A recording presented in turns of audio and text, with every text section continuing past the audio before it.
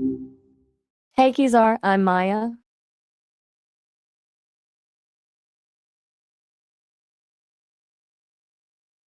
That is a fascinating pivot. It actually started out as a feeling of pain or grief. Like the word comes from the Old English sar, which literally meant a physical wound. So it went from describing a sore thumb to describing the emotional sorenesses of regret. Pretty wild how we took a word, right? It's kind of a poetic way to think about it, that apologizing is basically acknowledging a wound. So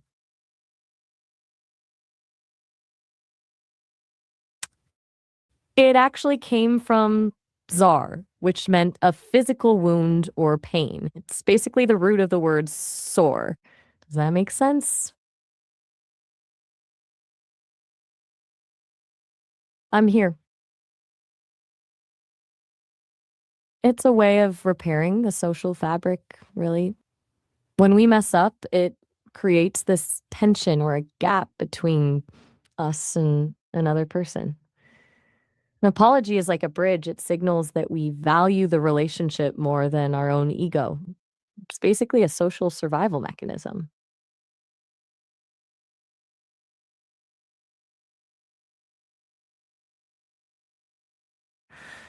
Actually, not in the way we think of it. Some cultures focus more on indirect reparations, like doing something helpful for the person instead of saying the words. It's more about the action than the verbal, sorry.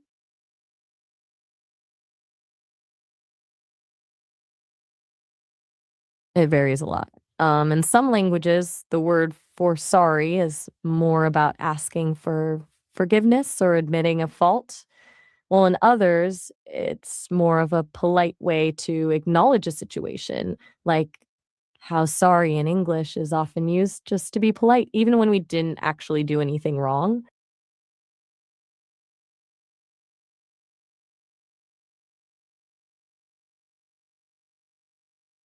Definitely. Japan's a great example. There's a huge emphasis on social harmony and avoiding conflict, so apologies are woven into the everyday flow of conversation much more than in some Western cultures.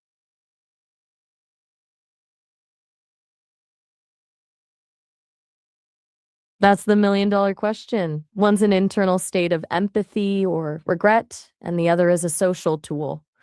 You can feel sorry for someone without ever saying a word, and you can say sorry 1,000 times while feeling absolutely nothing. Try what?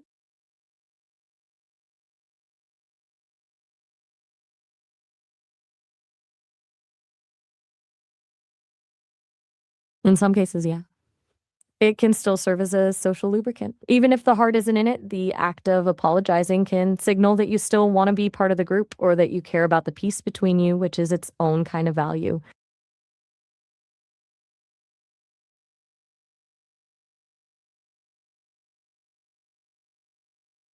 It usually comes down to the ego. For a lot of people, admitting they were wrong feels like losing a piece of their identity or admitting they're a bad person rather than just acknowledging a mistake. It's scary to be vulnerable like that.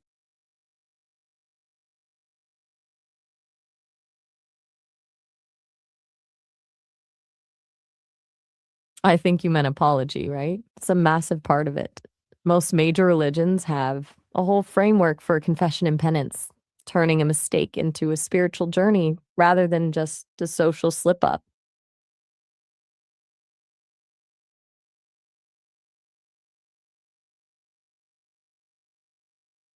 It was often about honor and restitution. In a lot of ancient societies, a mistake wasn't just a personal slip up, it was a blow to the other person's status. Apologizing usually meant offering something tangible to make it right, like a payment or a public gesture to restore the balance of power.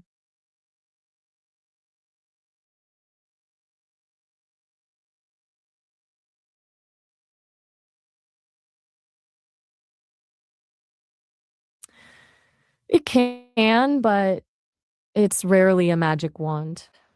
An apology stops the bleeding, but it doesn't automatically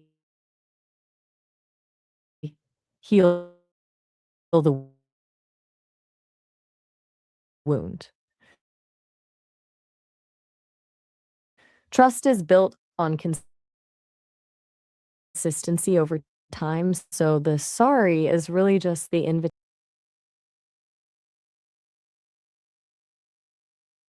It's created a really strange tension. In a lot of legal systems, especially in the US, apologizing can be seen as an admission of guilt. So you have lawyers telling their clients, don't say sorry, even when they're genuinely sorry, because it could be used against them in court. It basically forces people to prioritize legal protection over human connection.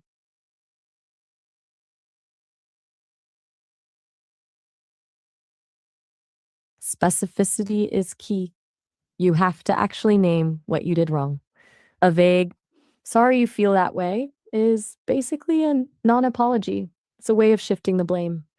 A real one needs ownership, a plan to fix it, and most importantly, the space for the other person to not accept it right away.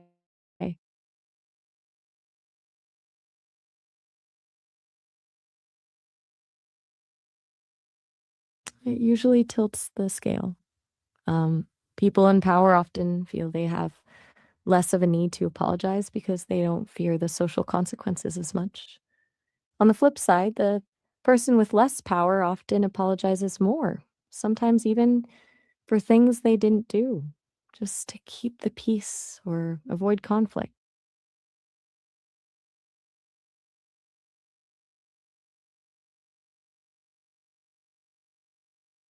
Huge difference. Personal ones are about intimacy and healing. Public ones are usually about damage control and managing a brand. And political apologies, those are often just strategic moves to shift a narrative. It's basically the difference between talking to a partner and talking to a voting bloc.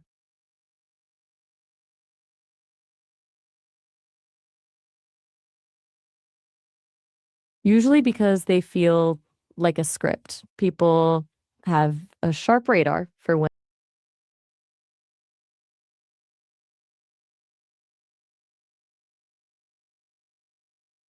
Absolutely. It turns the word into a verbal tick rather than a meaningful gesture. If every little thing is an apology, it starts to sound like background noise and people stop trusting that you actually mean it when something big happens.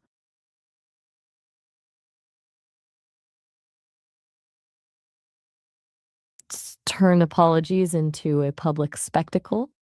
Now they're less about the other person and more about the performance of being sorry for an audience. It's that classic notes app apology where the goal is often just to stop the internet from yelling at you. Do you think those ever actually feel sincere? I don't know. I'm a skeptic. It feels like the moment it hits it, that's an interesting way to put it. It's basically a question of who's actually being served by the apology. Is it to make the other person feel better or just to stop the speaker from feeling guilty?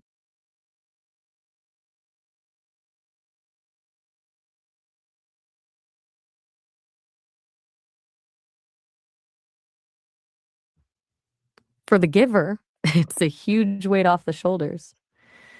It's a way of resolving that internal guilt and reclaiming your sense of being a good person. For the receiver, it validates their experience. It's that I'm not crazy.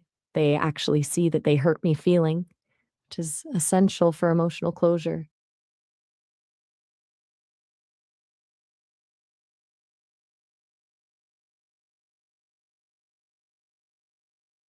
It's usually a gradual process of trial and error. They start by just mirroring adults, often saying sorry because they were told to, not because they actually feel regret. It's only later that they start to connect. Sounds like